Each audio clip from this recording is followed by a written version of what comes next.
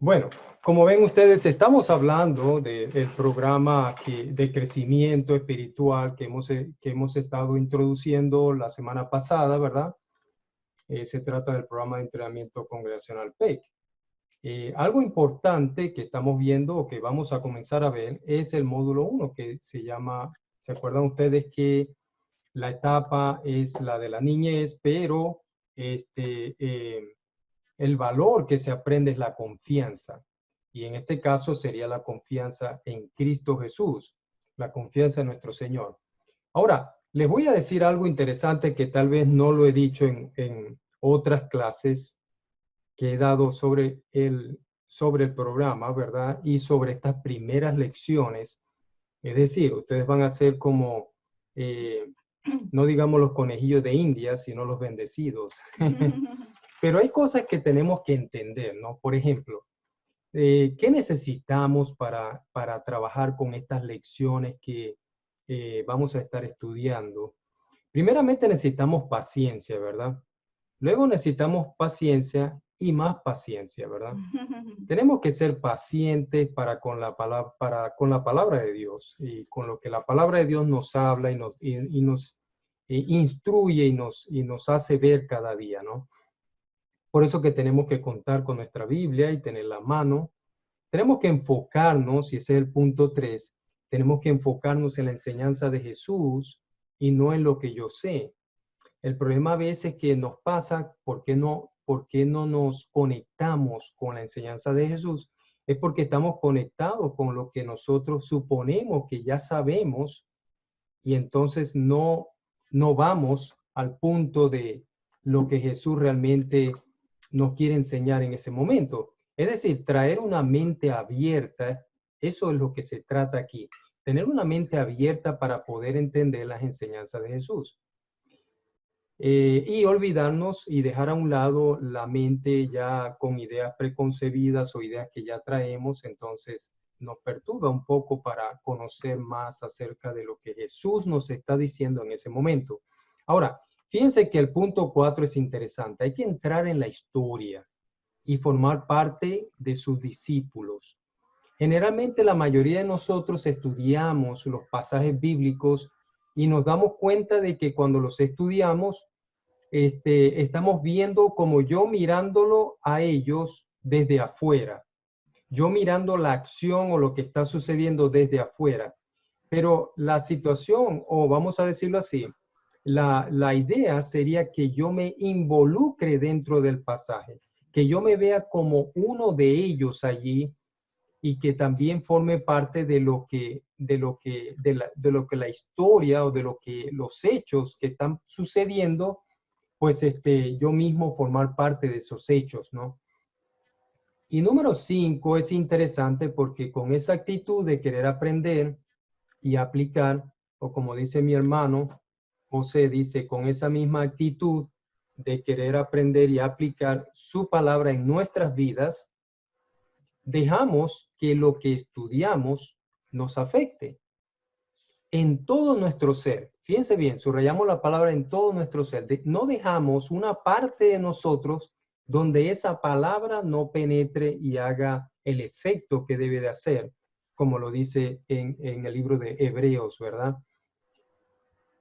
Y no solo en la parte intelectual, porque a veces la palabra de Dios queremos tratarla como algo que debemos de aprender y memorizar, o tal vez algo que necesitamos mirar como algo que debemos, sí, como dije, memorizar, esa sería la palabra ideal, ¿no?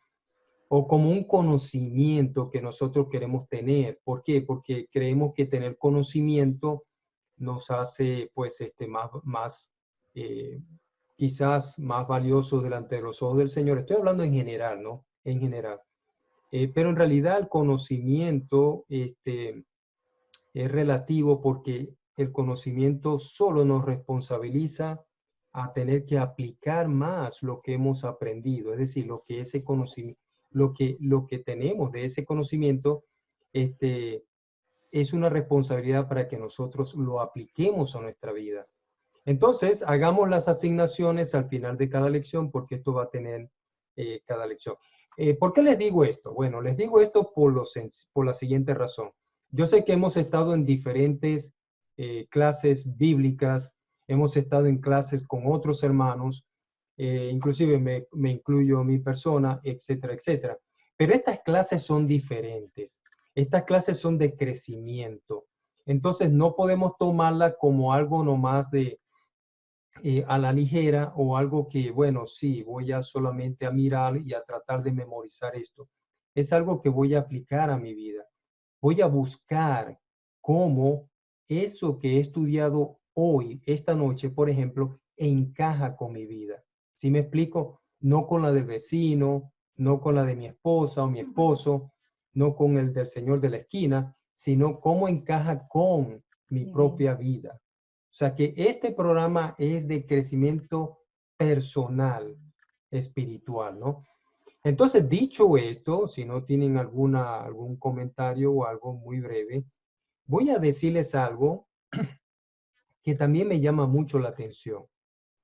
Y es que la mayoría de las personas, bueno, yo no sé cómo ustedes llegaron al conocimiento de la salvación del Señor, pero una de las cosas que a mí me trajo a la iglesia fueron las historias. Recuerdo yo que la primera vez que escuché un estudio bíblico fue una historia acerca de quién, del rey Salomón. Y me llamó mucho la atención de que era un hombre bastante joven y ya era un hombre rico en todo, pero principalmente no tanto en lo económico, pero era un hombre rico en sabiduría. Y eso me llamó mucho la atención desde muy joven. Entonces las historias nos traen a veces a llegar a un Jesús que salva. Y ustedes lo van a ver, tal vez ustedes llegaron con diferentes maneras, ¿cómo le podríamos decir? Siempre hay muchos métodos o, o maneras o estudios preparados ya para llevar a alguien a Cristo, ¿no? Entonces, en nuestra hermandad hay muchas personas que organizan su estudio bíblico de diferentes maneras para poder estudiar con alguien y llevarlo a Cristo, ¿no? Entonces, en este caso, eh, la, vamos a decirlo así, los estudios que yo utilizo son basados en historias, historias que llevan a las personas al conocimiento de lo que Cristo puede hacer en su vida y de hecho, habiendo aprendido eso, ella misma da el paso hacia su salvación en Cristo. Entonces vamos a suponer que nosotros estamos acá, llegamos a este, yo le digo embudo, no sé cómo le dicen ustedes, está Juan, está Pedro, está Marta, espero que nadie se llame aquí Pedro, Juan y Marta, pero si se llaman, no, no me estoy refiriendo a ustedes en particular, pero entran, ¿verdad? Aquí y entran a la salvación, son salvos. ¿Se acuerdan? Como en Hechos capítulo 2, los 3,000 fueron, más de 3,000 personas fueron salvos. Y en este programa, en el programa que les estoy presentando, nosotros necesitamos recorrer como dice esta flecha, necesitamos recorrer hacia este módulo que dice módulo 1, que es la confianza, perdón, y es lo que estamos viendo ahorita, ¿no? Entonces el módulo de la confianza. Y eso es lo que vamos a estar viendo en estas próximas semanas. ¿Por qué? Porque necesitamos crecer y comenzar a crecer. Algunos de nosotros hemos sido bautizados y formamos parte de la iglesia, pero quizás algunos de ustedes todavía no han sido bautizados, pero ¿sabes qué? No hay problema. Tú puedes conocer ahora y seguir conociendo más acerca de Cristo, ¿verdad? Y lo que Cristo puede hacer también en la vida de una persona que ya ha sido salva y que tú puedes llegar también a tener esa misma oportunidad para la gloria de Dios. Entonces, tenemos aquí el módulo que vamos a estar viendo, que es el módulo de la confianza, que yo lo doy en lo personal, comienzo con las personas tan pronto como ellas son bautizadas. Tan pronto como ellas son bautizadas, comienzo a estudiar estas cosas con ellas. Bueno, de aquí vemos una serie de lecciones, que la primera que vamos a ver hoy, a los pies del maestro, luego viene la grandeza de la humildad, el consuelo que viene de Dios, el poder de la mansedumbre, la justicia de Dios es perfecta, la misericordia libera el corazón, la limpieza del corazón, la paz interior trae intimidad con Dios, la trascendencia de resistir lo malo, y así sucesivamente hasta llegar a la número 15, que serían los juicios personales. Y aquí vamos a ver un cuestionario personal, pero en cada lección vamos a tratar de tener 2 preguntitas de este cuestionario personal. ¿Qué les parece? Bueno, y no crean, el profesor va a ser muy estricto en cómo respondan a esas preguntas, ¿ok? Bueno, comencemos escuchando al maestro, ¿no? Porque ¿a quién vamos a escuchar en estas clases? Vamos a escuchar a Jesús, ¿no? Vamos a escuchar lo que Él nos dice, lo que Él nos enseña, ¿no? Y vamos a tratar de abrir no solamente nuestros oídos para escucharlo, pero vamos a tratar también de nuestro entendimiento y todo eso, ¿verdad? Meterlo en este proceso. Vamos a leer el pasaje bíblico de Mateo capítulo 5, versículo 1 al 2. Mateo capítulo 5, versículos 1 al 2. Y adivinen qué. Se trata de las bienaventuranzas. De las bienaventuranzas. Interesante, ¿verdad? Yo creo que algunos de ustedes han estado estudiando lo que son, o han leído en algún momento lo que son las bienaventuranzas, ¿cierto?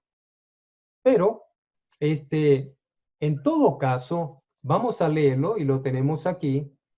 Tenemos el versículo 1 y el versículo 2, ¿verdad? Y pueden leerlo conmigo si gustan.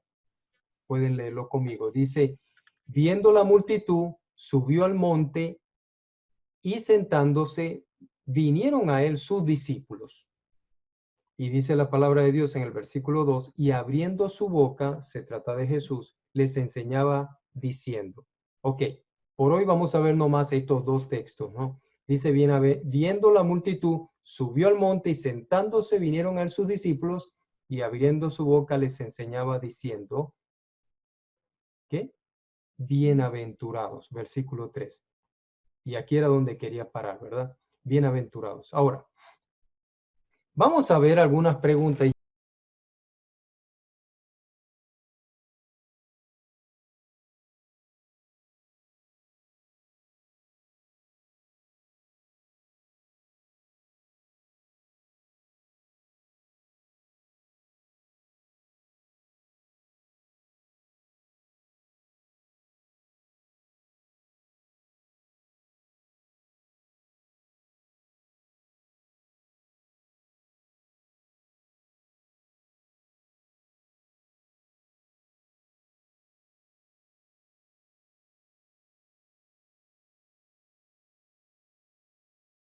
¿Qué podemos aprender básicamente en este primer texto? Y acuérdense que la lección es corta, pero es reflexiva, ¿no? Nos ayuda a reflexionar.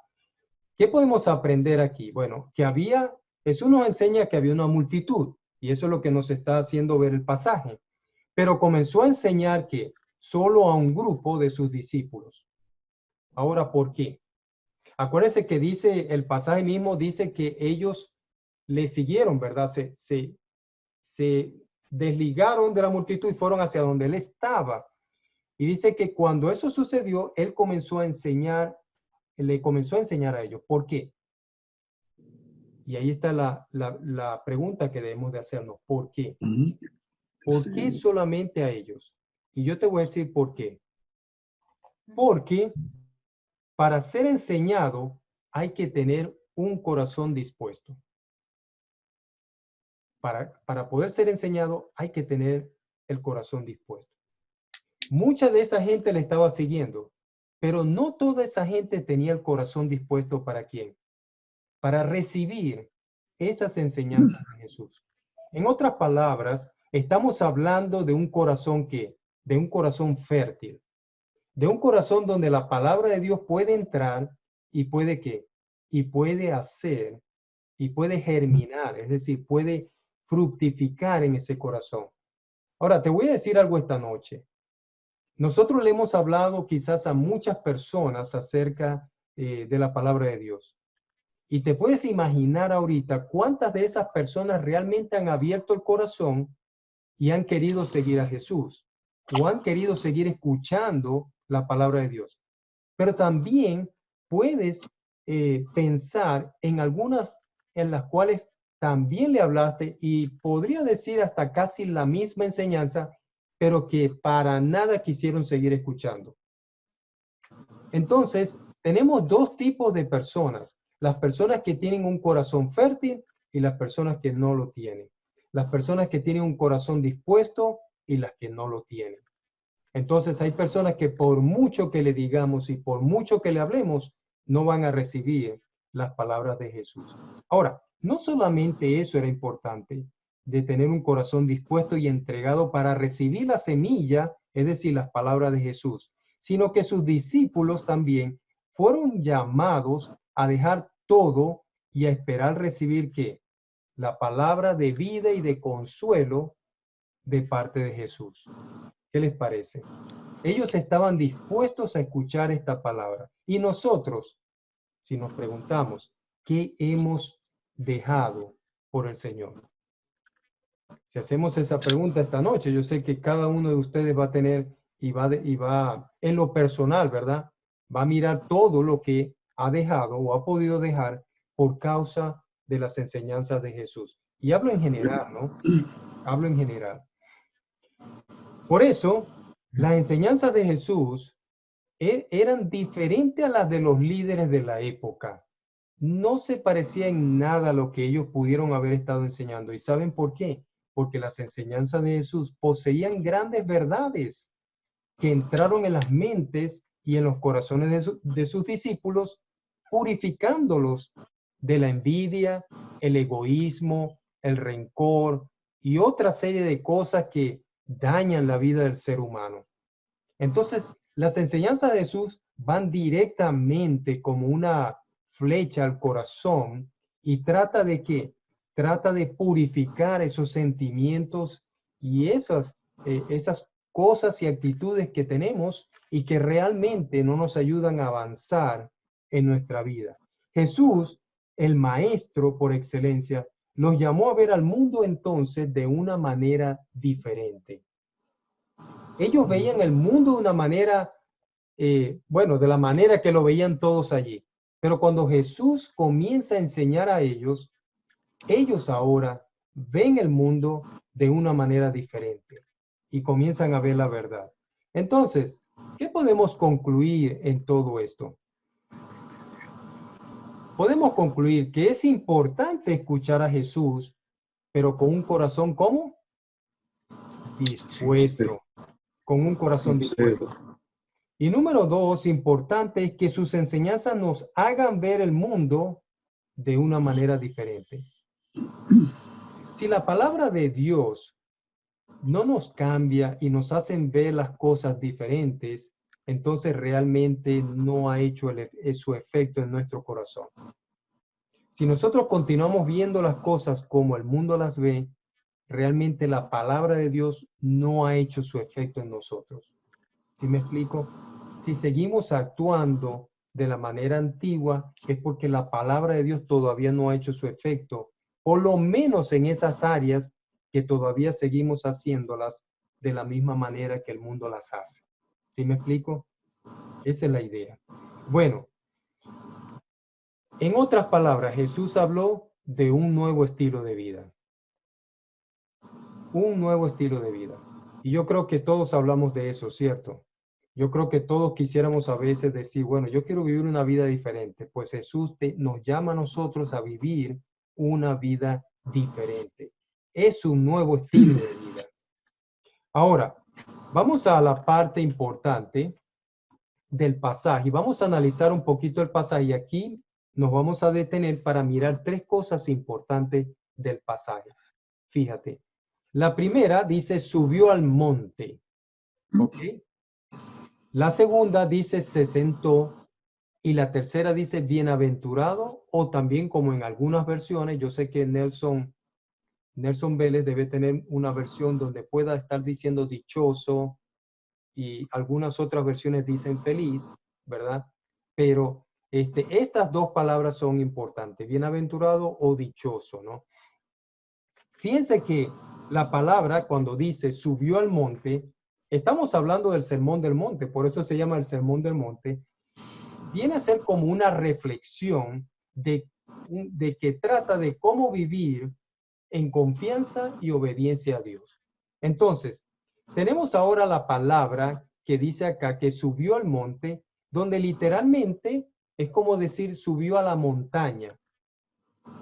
Y no es que nosotros seamos científicos para estudiar la topografía y todo el asunto, sino que nos llama la atención desde el punto de vista teológico, o sea, el estudio de Dios, el estudio de las cosas de Dios, ¿verdad?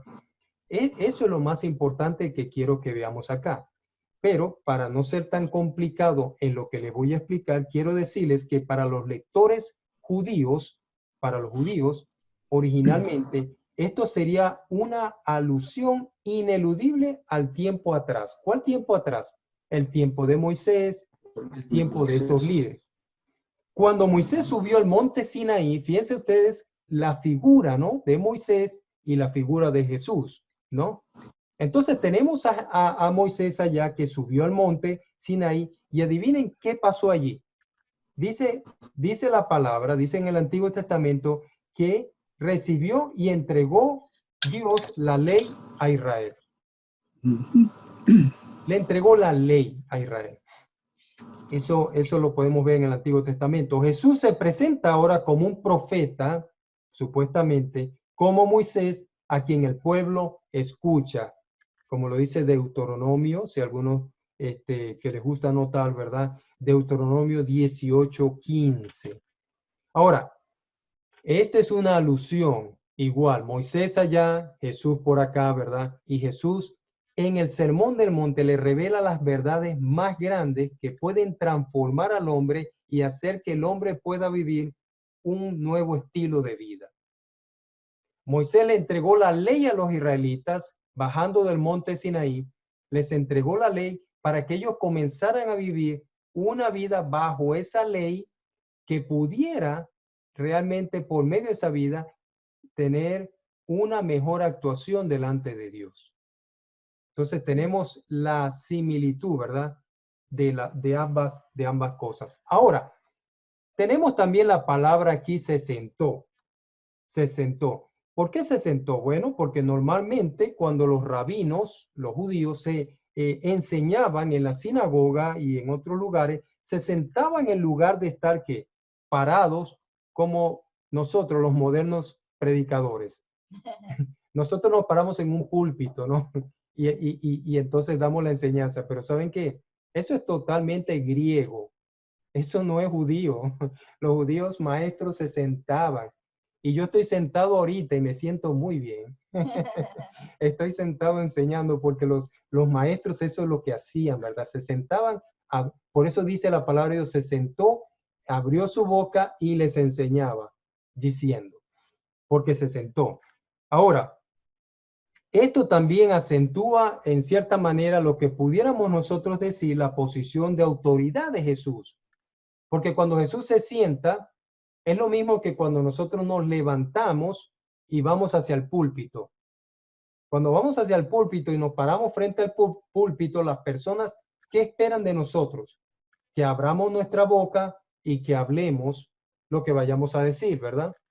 Igualmente, cuando Jesús se sentó, ellos se sentaron y esperando que Jesús comenzara a enseñarles.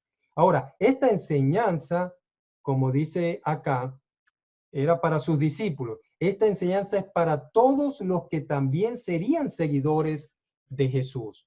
Es decir, estos principios que Jesús enseña en el Sermón del Monte son también principios para nosotros hoy en día, para que podamos vivir el estilo de vida que Jesús quiere que nosotros vivamos. Bueno, ahora sí, dejo de predicar para poder enseñar qué significa bienaventurado o dichoso. ¿Qué significa la palabra bienaventurado? ¿Alguna idea de alguno? Gozosos. Gozoso, muy bien, muy bien. ¿Alguna otra idea? Yorbe.